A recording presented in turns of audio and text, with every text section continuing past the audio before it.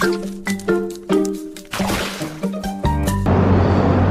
learners, welcome back to our channel Quick Learners with Sam and Mush. So in our previous videos we have seen about A star algorithm, AO star algorithm and all. तो जैसे कि पिछले video में हमने आपसे बात की थी कि AO स्टार एल्गोरिदम या प्रेडिकेट लॉजिक या कहिए फर्स्ट ऑर्डर प्रेडिकेट लॉजिक क्या होता है।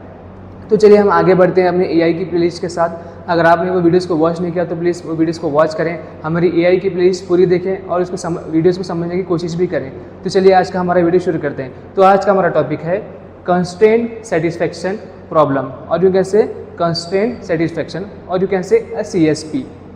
लेकिन इससे पहले मैं आपको कुछ बोलना चाहता हूँ कि जैसे कि हमने इन्फॉर्म सर्चिंग या अनइन्फॉर्म सर्चिंग में हमने जैसे देखा कि वहाँ पे प्रॉब्लम्स को हम कैसे सॉल्व करते हैं, वहाँ पे हम प्रॉब्लम्स को ऐसा कहिए स्टेज स्पेस में रिप्रेजेंट करते हैं। लाइक हम लोग वहाँ पे प्रॉब्लम कैसे सॉल्व करते हैं, इन्फॉर्म रहो या अनइन्फॉर्म रहो, वहाँ पे हम क्या करते हैं कि एक स्टेट से दूसरे स्टेट के पास जाते हैं, मतलब डिफरेंट जगह जाकर हम अपने प्रॉब्लम को सॉल्व करते हैं।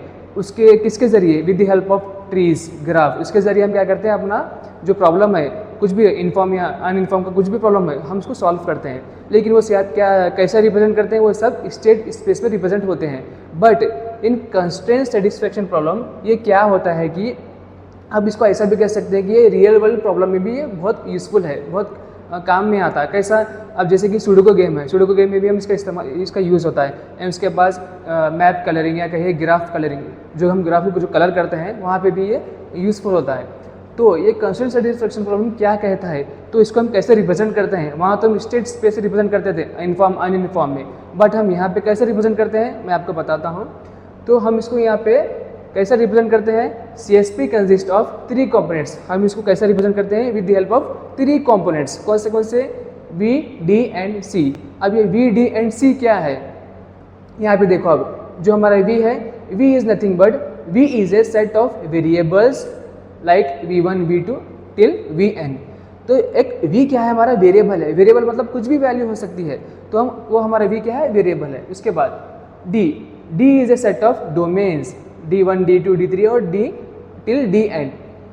और यहाँ पे देखो अब 1 for each variable, her variable के लिए एक डोमेन है। लेकिन डोमेन क्या है और ये वेरिएबल को क्या हेल्प करता है, डोमेन मतलब कुछ भी वैल्यूज है, जैसे कि रियल नंबर, नेचुरल नंबर या कहिए कि फ्रैक्शन, ये जो कुछ भी है, कुछ भी डोमेन रहो, कुछ उसमें डोमेन में जो भी है, मतलब कि एक ऐसा कहिए कुछ वैल्यू है, उसको हम बोलते हैं डोमेन में वो वैल्यू है। तो वो वैल्यू क्या करता है, वेरिएबल लेता है, मतलब हम उसको वेरिएबल में उसको रिप्रेजेंट करते हैं। डोमेन से कुछ भी वैल्यू हम वेरिएबल में रखते हैं, इसको रिप्रेजेंट करते हैं, ऐसा आप कह सकते हैं।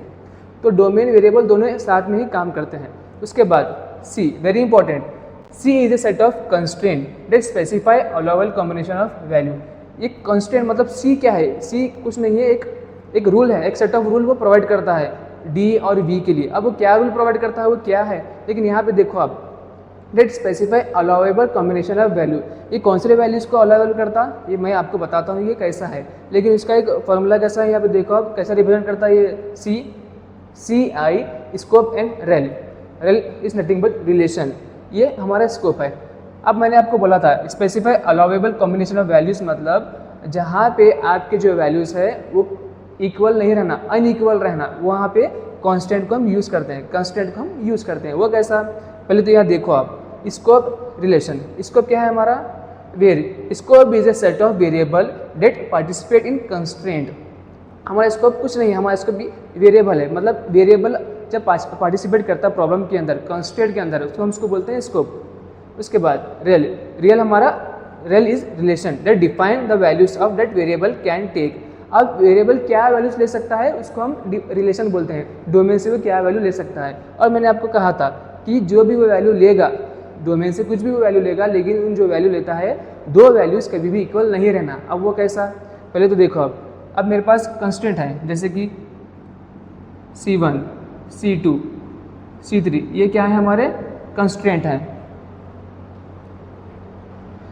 अब अगर मेरे को C1 को वैल्यू लेना है, लेकिन उससे पहले आपको बताता हूँ कि V1, V2 कैसा। अब देखो आप, मैं वेरिएबल 2 वेरिएबल ले रहा हूँ, कौन से, एक V1 एक V2, मैं ये 2 वेरिएबल ले रहा हूँ और इसको मैं कुछ डोमेन भी प्रोवाइड करूँगा, मतलब इसको कुछ वैल्यू प्रोवाइड करूँगा, जैसे कि V1 के लिए A, V2 के लिए B। मैंने ये 2 वैल्यू V1 V2 के लिए प्रोवाइड कर दी।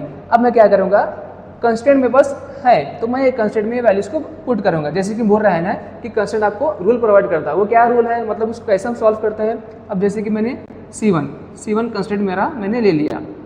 अब उसके बाद मैं क्या करूँगा, मेरे स्कोप मतलब कि मेरे जो वेरिएबल है उसको यहाँ पे पार्टिसिपेट करूँगा, उसको मैं लिखूँगा V1, V2।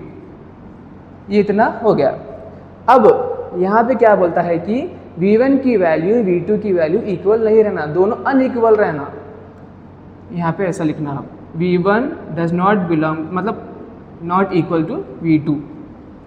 ऐसा हम लिख सकते कि हम जो भी कंस्टेंट ले रहे हैं वो जो अगर दो कंस्टेंट हैं, दो वेरिएबल है, तो वो एक दूसरे से मिलना नहीं, वो इक्वल नहीं रहना, वो अनइक्वल रहना, डिफरेंट रहना। ऐसा भी लिख सकते हैं आप, या इसको ऐसा भी रिप्रेजेंट कर सकते C1 V2।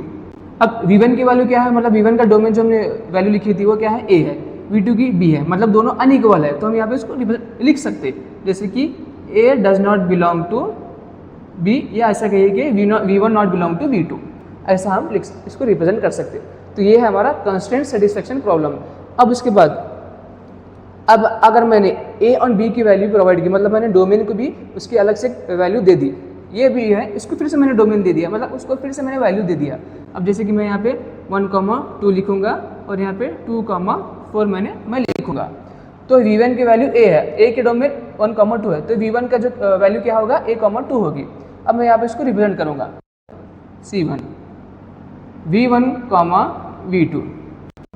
अब यहाँ पे देखो, अब V1 क्या है 1, V2 क्या है 2, 1, 2, तो दोनों इक्वल है, इक्वल नहीं है, तो हम यहाँ पे इसको लिख सकते। यहाँ पे देखो, अब V1 1 है, लेकिन यहाँ पे 2 भी है, हमको ऐसा नहीं करना है, पहले एक एक करके वैल्यू लेना है, लाइक 1, 2, देन 1, 4, 2, 2, देन 2, 4, ऐसा हमको रिप्रेजेंट करना है, ऐसा हमको उसको सॉल्व करना है।